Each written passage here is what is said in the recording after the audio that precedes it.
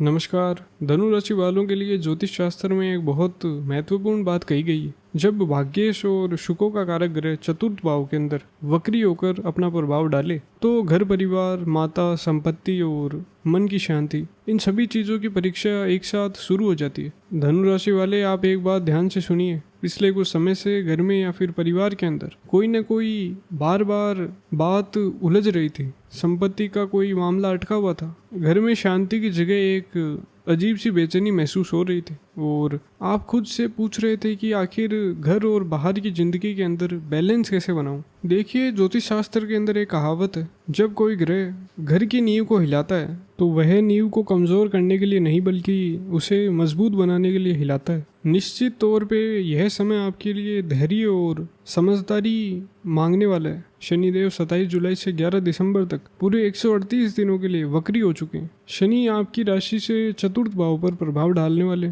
मैं इसे कहूँगा धैर्य और परिवार की रक्षा का 138 दिन। जानकारी चंद्र राशि पर आधारित है। नाम या फिर लग्न अनुसार भी इसे देख सकते हैं। तो सवाल यह है कि घर और संपत्ति के मामलों के अंदर किन बातों का ध्यान रखना जरूरी है। माता पिता से जुड़े फैसलों के अंदर क्या सावधानी बरतें और यह दौर खत्म होने के बाद आपकी ज़िंदगी में क्या स्थायी बदलाव आएंगे। पूरी जानकारी जानने के लिए वीडियो को अंत तक ज़रूर देखिए। तो धनु राशि वालों, अब अपना पूरा फोकस इस बोर्ड पर लगाइए और इस वीडियो को थोड़ा ध्यान से सुनिएगा। धनु राशि वालों, सबसे पहले हम वक्री अवस्था के खगोलीय और ज्योतिष वाले मतलब को समझना होगा। वक्री होने का मतलब यह नहीं है कि ग्रह सच के अंदर आसमान में उल्टी दिशा में चलने लगे। यह धरती से देखा जाने वाला एक ऑप्टिकल इल्यूजन है। लेकिन वैदिक ज्योतिष के अंदर जब कोई ग्रह वक्री अवस्था में आता है तो उसमें चेष्टा बल बढ़ जाता है। उसकी ऊर्जा कई गुना ज्यादा फोकस और असरदार हो जाती है। यह समय ऐसा होता है जब ग्रह अपनी पूरी ताकत के साथ आपके जीवन के उन हिस्सों पर असर डालते हैं जहां वे बैठे हैं।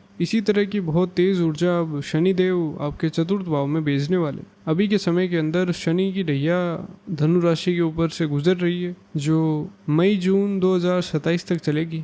लेकिन यह जो 138 दिनों का वक्री गोचर है, यह आपको इस ढैया के दौरान आ रही परेशानियों का हल खोजने का एक बहुत अच्छा मौका दे रहा है। शनिदेव इस समय मीन राशि के अंदर आपके चतुर्थ भाव में गोचर कर रहे हैं। यहाँ आपको ज्योतिष की एक बहुत गहरी बात को समझना चाहिए। शनि का कुदरती तत्व वायु है, यानी हवा, जबकि मीन राशि एक जल तत्व यानी पानी की राशि है। इसलिए यह बहुत ज़रूरी है कि आप हकीकत के अंदर रहें और ज़मीन से जुड़े रहें। शनिदेव न्याय करने वाले हैं। वह आपको कोई सज़ा नहीं दे रहे हैं, बल्कि वह आपको अपने पिछले कर्मों को सही से देखने और सुधारने की नज़र दे रहे हैं। आपके करियर और बिजनेस की बात करें तो, जो कि जीवन का एक बहुत ही ज़रूरी हिस्सा है, तो शनिदेव चतुर्थ भाव में बैठकर अपनी 7वीं पूर्ण दृष्टि से आपके दसम भाव यानी आपके कर्म भाव को देख रहे हैं। आपके दसम भाव के अंदर कन्या राशि है। काल पुरुष की कुंडली के अनुसार दसम भाव कर्म का स्थान होता है और यहाँ शनि की दृष्टि बहुत ही मजबूत और बड़े नतीजे लेकर के आती है। शनिदेव यहाँ अपनी पूरी ताकत के साथ आपके कामकाज को प्रभावित करेंगे। इसका ज्योतिषीय मतलब यह है कि आपके करियर के अंदर आगे बढ़ने के रास्ते खुलेंगे। लेकिन शनिदेव की एक शार्प शर्त है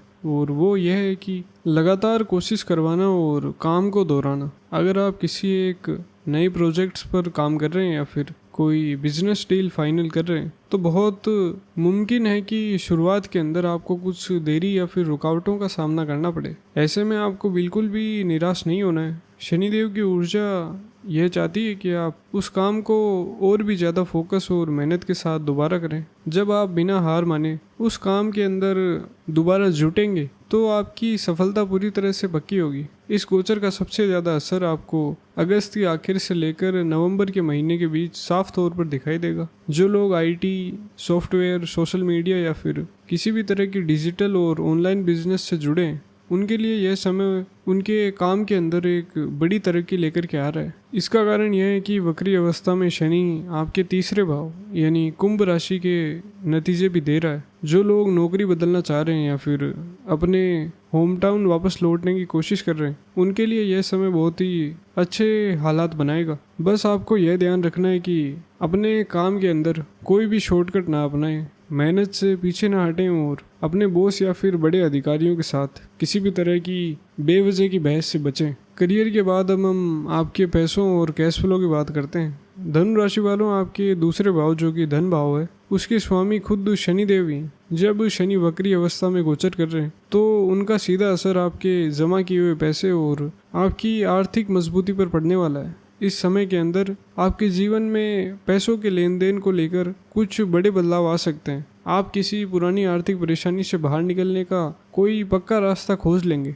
ज्योतिष के नज़रिए से ऐसा इसलिए होगा क्योंकि शनि की तीसरी दृष्टि आपके छठे भाव यानी ऋण और रोग के भाव पर पड़ रही है। छठा भाव वृषभ राशि भी है और शनि की यह दृष्टि एक अलग करने वाला असर रखती है। इसका मतलब यह है कि शनिदेव आपको अपने पुराने कर्जों और पैसों के दबाव से धीरे धीरे आज़ाद करने का काम शुरू करेंगे। लेकिन यह आज़ादी तभी मिल पाएगी जब आप अपने कैश फ्लो और पैसों के मैनेजमेंट पर बहुत सख्त कंट्रोल रखेंगे। जुलाई के आखिर से लेकर मध्य सितंबर तक का समय पैसों को कई लगाने और लेन देन के लिए बहुत नाजुक है। इस दौरान आपके सामने कुछ ऐसे ऑफर्स आ सकते हैं जो रातों रात बड़ा प्रॉफिट या फिर लाभ कराने का लालच दे। आपको ऐसे किसी भी स्कीम से पूरी तरह से सावधान रहना है। शनिदेव कड़ी मेहनत के ग्रह हैं और वह बिना मेहनत के मिलने वाले पैसों को कभी टिकने नहीं देते। इसके उपाय के रूप में यह ज़रूरी है कि आप अपने खर्चों और लिक्विड कैश का पूरा हिसाब खुद डायरी में रखें।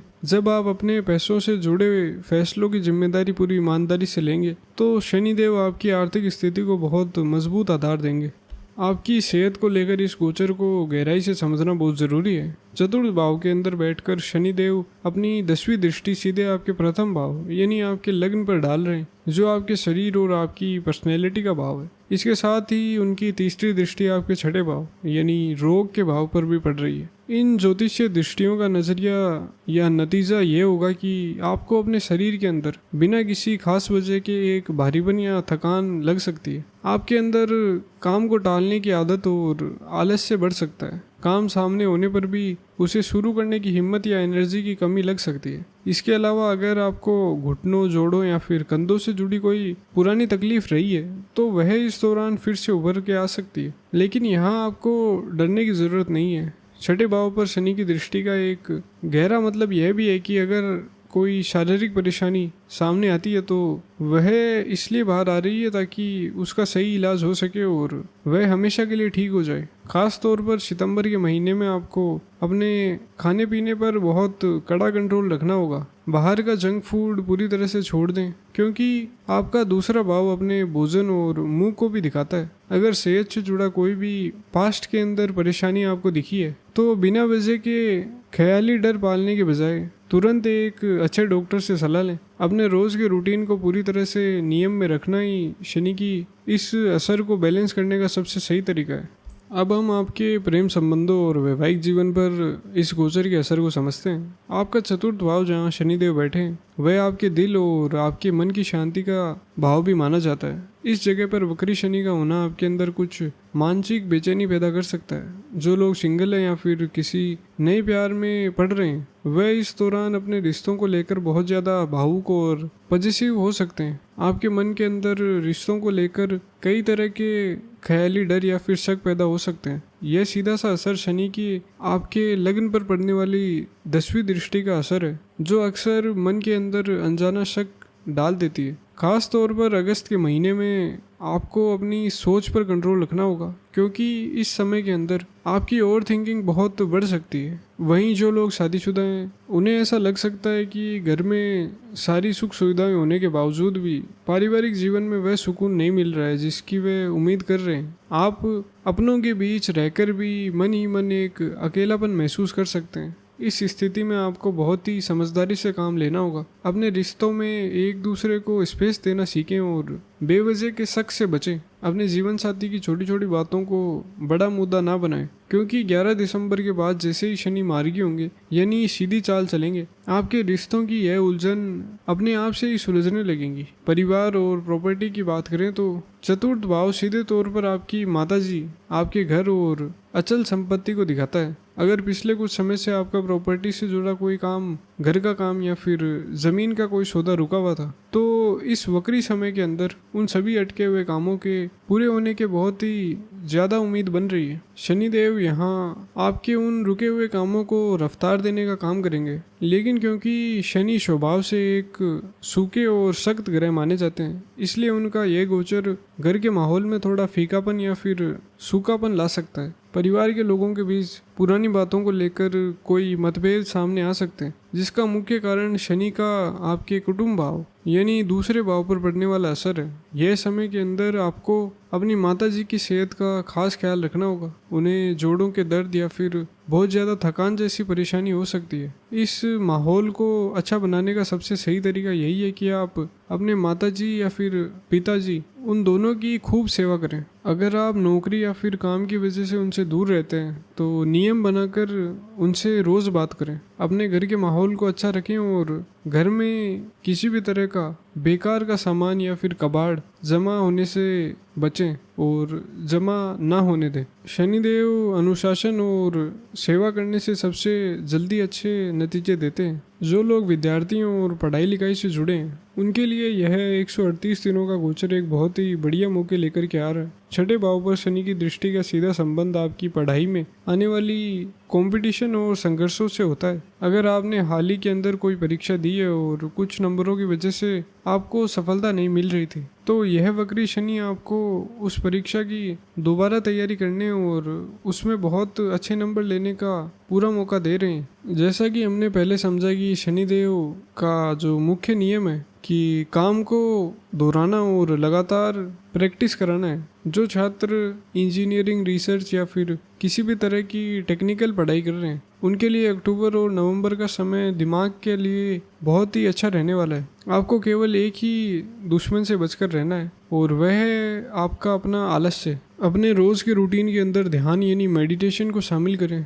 इससे आपके फोकस और ध्यान लगाने की ताकत में कमाल का सुधार होगा। एक ज्योतिष के रूप में मेरा ये मानना है कि ग्रहों का असर सिर्फ केवल नौकरी करने वालों पर नहीं होता, बल्कि घर संभालने वाली माताओं, बहनों और रिटायर्ड हो चुके बुजुर्गों पर भी बराबर पड़ता है। जो महिलाएं घर की जिम्मेदारियां संभालती हैं उनके लिए यह चतुर्थ भाव उनकी पूरी ग्रह स्थिति का केंद्र होता है। इस समय के अंदर आपको परिवार के लोगों से यह शिकायत रह सकती है कि आपकी बिना थके की गई मेहनत की कोई कदर नहीं कर रहा है। मन ही मन आप खुद को बहुत ज़्यादा थका हुआ महसूस कर सकती हैं। यह चतुर्थ भाव में वक्री शनि के असर का एक नतीजा है जो आपको अपनी पहचान को लेकर थोड़ा नाखुश कर सकता है। ऐसे समय के अंदर यह ज़रूरी है कि आप अपने खुद के लिए कुछ समय निकालें। इसके साथ ही यदि आप एक्सरसाइज या फिर मेडिटेशन जैसी चीज़ें शुरू करने की सोच रही हैं तो यह समय उसके लिए बहुत ही अच्छा रहेगा। घर के मामलों में सब्र बनाए रखें और किसी भी तरह की बहस से खुद को दूर रखें। हमारे जो बुजुर्ग रिटायर्ड हो चुके हैं उनके लिए यह समय अपने जमा किए हुए पैसों को बहुत सुरक्षित और सही ढंग से रखने का है। मीन राशि जहां शनिदेव गोचर कर रहे हैं वह एकांत और अध्यात्म का भी प्रतीक है। इस वजह से आपको कभी कभी एक अजीब सा या फिर अकेलापन महसूस हो सकता है। शरीर के स्तर पर जोड़ों का दर्द थोड़ा परेशान कर सकता है, लेकिन ज्योतिष की नज़र से यह समय आपको एक नई आध्यात्मिक दिशा देने के लिए आया है। परिवार और बच्चों से बहुत ज़्यादा सुख की उम्मीद ना रखें। अपने पैसों के निवेश को बहुत सोच समझकर हैंडल करें और अपनी सेहत के हिसाब से अपने रोज़ के रूटीन के अंदर नियम और डिसिप्लिन को जगह दें। अब यदि हम धनु राशि के लिए यात्राओं और ट्रांसफ़र की बात करें तो इस गोचर के अंदर यानी आने वाले 138 दिनों में वक्री शनि का असर आपके तीसरे भाव पर पड़ रहा है, जो कि यात्राओं का भाव भी माना जाता है। इस 138 दिनों के समय के अंदर आपकी कई छोटी मोटी लेकिन बहुत ज़रूरी यात्राएं हो सकती है। अगर आपके काम के अंदर आपका कोई ट्रांसफ़र काफ़ी समय से रुका हुआ था तो वह इस समय के अंदर अचानक और बिना सोचे हो सकता है। शुरुआत में हो सकता है कि ये यात्राएं आपको थोड़ी थकाने वाली लगे, लेकिन लंबे समय के अंदर ये आपके करियर और पैसों की तरक्की के लिए बहुत ही फलदायी साबित होंगी। सफ़र के दौरान अपने ज़रूरी कागज़ और सामान का खास ख्याल रखें। धनु राशि वालों, गोचर के इस विश्लेषण में अब हम उस सबसे बड़े ज्योतिष के राज पर आते हैं जो इस पूरे समय के अंदर आपकी सबसे बड़ी ढाल बनेगा। आपके मन में यह सवाल आ सकता है कि शनि की इन भारी दृष्टियों के बीच अपने जीवन का बैलेंस कैसे बनाएं। यहीं पर आपकी लग्नेय शनि देवगुरु बृहस्पति की कृपा अपना काम करेगी। आपके लग्न के स्वामी गुरु इस समय 8वें भाव में यानी कर्क राशि में उच्च के होकर के बैठे। और इसमें सबसे बड़ी बात यह है कि 8वें भाव से देवगुरु बृहस्पति अपनी 9वीं दृष्टि यानी अमृत जैसी शुभ दृष्टि से सीधे आपके चतुर्थ भाव यानी मीन राशि को देख रहे हैं, जहां वक्री शनि गोचर कर रहे हैं। मीन राशि खुद गुरु का अपना घर है और वैदिक ज्योतिष का यह पक्का नियम है कि जब कोई ग्रह अपने ही घर को देखता है तो वह उसकी पूरी रक्षा करता है। शनि के असर से आपको चाहे जितना भी दिमागी तनाव महसूस हो या फिर आप ओवर थिंकिंग का शिकार हो, लेकिन आखिर में देवगुरु बृहस्पति की यह शुभ दृष्टि आपको पूरी तरह से संभाले रखेगी। हालात आपको परेशान या फिर डगमगा नहीं पाएंगे। यह गोचर असल के अंदर आपको यह सिखाने आ रहा है कि आप अपने मन की शांति बाहरी दुनिया के अंदर ढूंढने के बजाय अपने अंदर खोजें, ध्यान और योग को अपनाएं, क्योंकि यह समय आपके मन और अध्यात्म के विकास के लिए एक बहुत बड़ा आधार बनने वाला है। इस 138 दिनों के गोचर को हम समय के हिसाब से 2 बड़े हिस्सों के अंदर समझ सकते हैं, जिससे आपको अपने प्लानिंग करने के अंदर और